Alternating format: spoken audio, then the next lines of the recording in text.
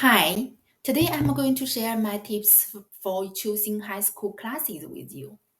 First tip, meet the college or university admission requirements. In this case, you need to know which program you are interested in. There are three types of parents and kids.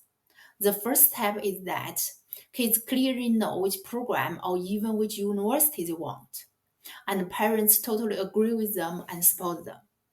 The second tip is that kids are interested in certain programs, while parents are not happy about that.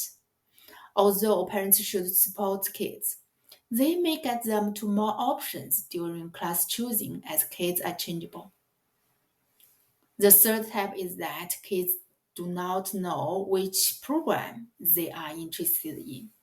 In the latter two cases, kids should be properly guided, not forced. If forced, it may be counterproductive.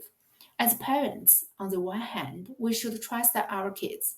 On the other hand, we should realize that they are still kids. So parents should communicate with them regularly.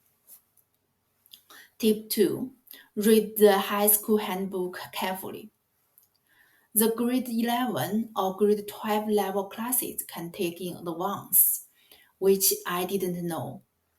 My son did not choose grade 11 biology at grade 10, which I think it should not happen if we read the school handbook carefully. Tip 3. Ask help from high school.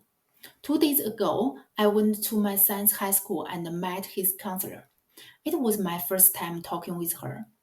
She is knowledgeable about university admission and enthusiastic. Every school should have counselors.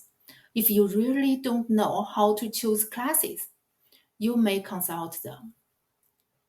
Last, I would to share my opinion about AP classes.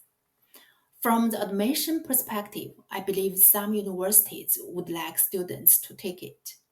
I asked this question during an university admission information session. I don't remember what they said exactly. The main idea is that if the high school has no AP, it doesn't matter.